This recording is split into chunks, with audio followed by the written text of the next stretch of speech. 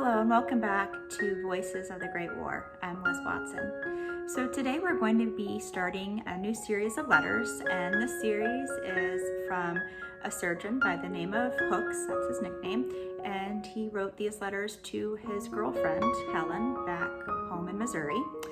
And Helen is also, she's training to be a nurse as well. She's at a training school located there. And this is the first letter that I have that Hooks wrote to Helen. And this letter is very long. It's actually multiple pages, and it actually goes over multiple days. So we're going to be reading it in a few different episodes. But we're going to start off with this first letter, or this first portion of the letter. And so this first portion of the letter, he begins this on May 29th, 1917. And at that time, Hooks was stationed at Base Hospital number 21 in England. And the letter reads, "Helen dear, I'm going to start another letter tonight. I don't know when I'll finish it. Sometime before we leave, I guess. You probably all heard of our safe arrival in England. It's funny, none of us seemed to be particularly excited on the trip. I just couldn't picture our being hit and going down. Later, when the gun crew thought they saw a submarine, and then some of the fellows thought they saw another. And then we saw what was an awfully good imitation of one, if it wasn't one really. But I began to be able to picture the possibility with startling clearness. We landed in Liverpool Monday, which was yesterday morning, after arriving Sunday night. Then we piled right onto a train, and it wasn't until we were halfway to Blackpool that we found out where we were going. We found the Boston and New York units already here. The Cleveland unit left some time ago." Then Hooks ends that portion of the letter, and he picks it up again Wednesday, May 30th. Doc Gay came in just then, and we stepped out to see more of the town. As I was saying, the Cleveland unit has been gone for some time, and the other two left last night. The Philly and our unit expect to leave quite soon. We don't know exactly when and where, and we couldn't write it if we did. I suppose at that the censor will cut out parts of this letter. The general idea seems to be to write what you want to, and then let them go ahead and do their work. I don't know whether you'll get my letter from the steamer. There was quite a mix-up as to whether the letters were to be stamped or not. We didn't stamp them, and they came around to collect postage, and of course, they didn't get all of it, so I don't know whether the letters went out or not. This place is a wonder, and we were sure some surprise to be sent here. It's a summer resort, and we are all billeted in sort of rooming houses. Very good accommodations, very decent food, and enough of it, and extremely nice people. Considerable change from the steamer.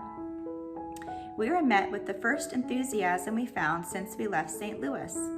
They had a band at the station, and the RAMC, Royal Army Medical Corps, took charge of all the luggage, and we marched, word used by courtesy, you could hardly call it that, by crowds of cheering people along the lines of men of the other units down to our billets.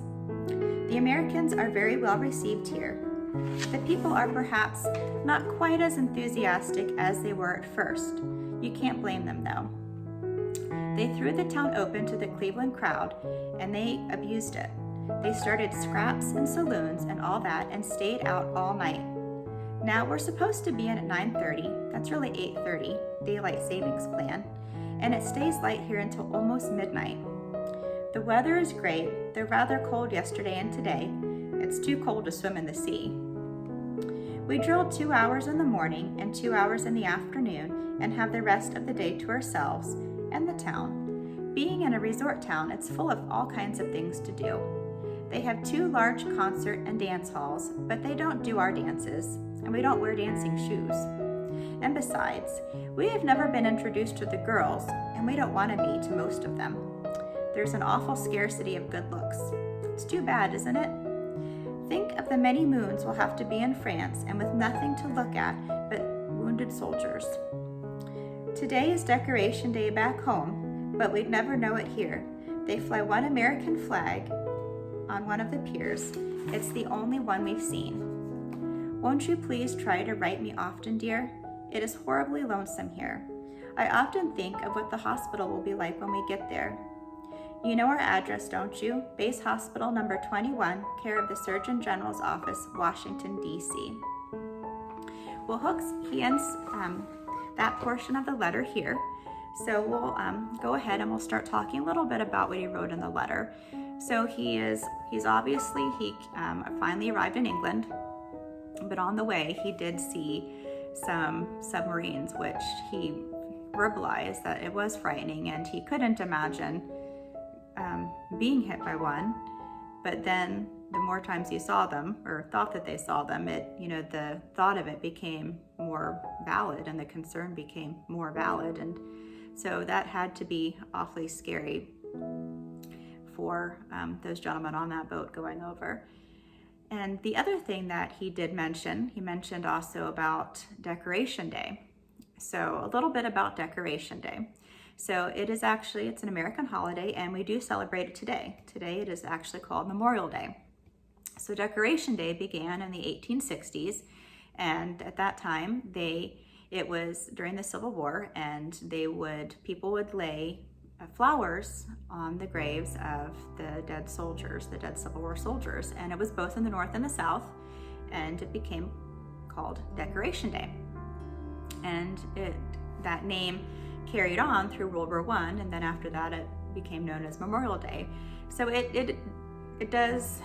it's not alarming that obviously that Hooks did not see a lot of indication that Decoration Day was happening in England. However, he's on a base, so I think he was expecting to see a little bit more. He only saw the one American flag, and I think he was expecting to see a little bit more than that. So now again, Hooks is a surgeon, so I do have some memorabilia from World War I, and it is medical related. So the first thing I have is this little box of gauze,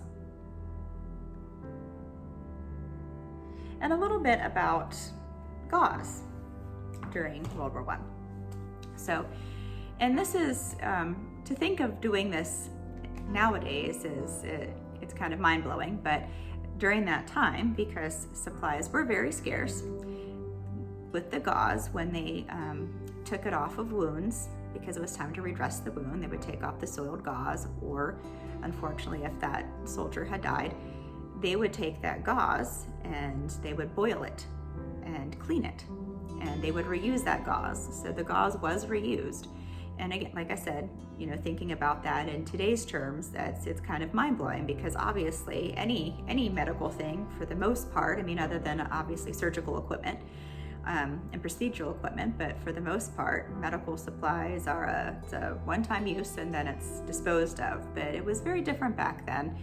And not just in wartime medicine. obviously, with our syringes, we would sterilize them and reuse those, and a lot of the bedpans, today, one person, one bedpan, but at that time period, they were made of metal, and one of the jobs of the nursing staff was to clean those bedpans. So, so a lot of that equipment was reused back then. And then I've also got a little box here, same company, of iodine swabs. It slides open like this.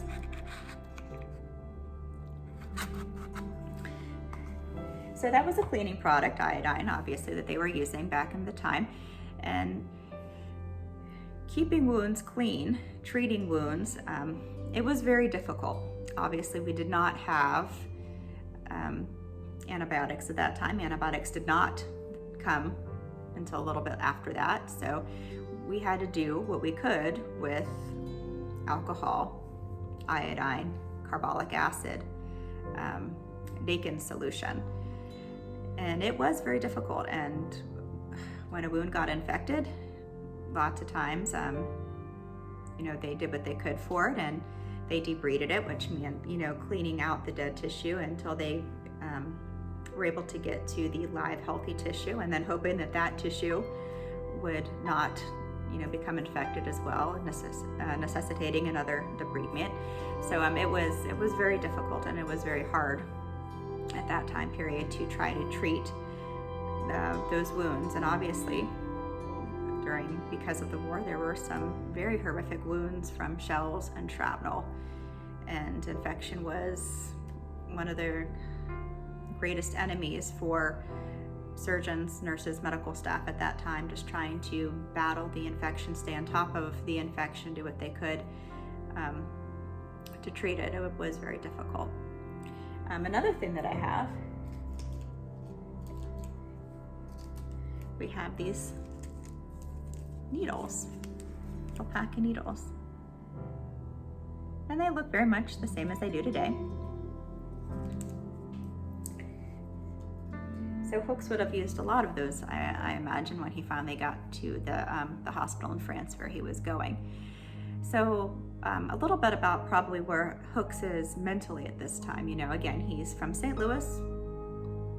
I'm not sure the size of the hospital or where he worked prior to boarding that steamer and going over to Europe, but what he saw in America, it was probably nothing like what he's about to see when he gets to France.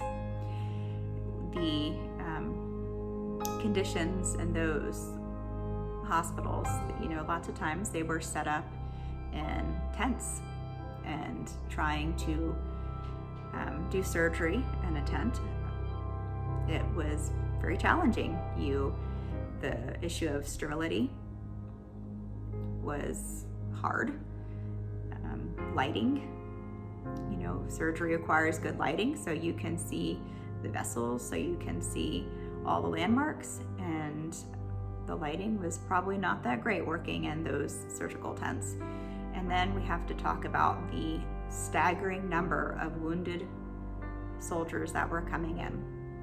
And triage was of the utmost importance at that time. He had to triage. And that concept, obviously, Hooks probably understood it, but putting it into use, making it reality, and now he's going to be doing it with young men, the lives of young men. So he's going to have to look at that 16-year-old boy who lied about his age to get into the army and fight, whose wound is, if he had the time, he could maybe save that boy's life, but there wasn't time. Because if he spent 4 hours trying to save that boy's life, he might lose in that time 3 or 4 boys. So it's who could be saved. So Hooks is about to enter a startling new reality. And the same thing with limbs. You have a boy who, you look at his arm, and you know that if you had 4 or 5 hours to donate to reconstructing that limb, you could probably save it. But if you spent 4 or 5 hours reconstructing that limb, in that time you're going to lose the lives of 2 men. So what do you do? So I think that this is going to be, I can only imagine how hard that's going to be on Hooks when he has to, when he faces this new world. And it was hard on all the medical personnel. And for nurses, they had a staggering, and when I say staggering, I mean a staggering number of patients, and trying to divide their time. 6 nurses with 100 patients or more, and trying to divide their time. And again, I know I say this a lot, but I can't imagine what that must have been like for those nurses and the doctors as well, to have to face that. It was like I said, it's a whole new world that they're about to embark upon. So that is our episode for today, and next time we'll be reading the other portion of Hook's letter.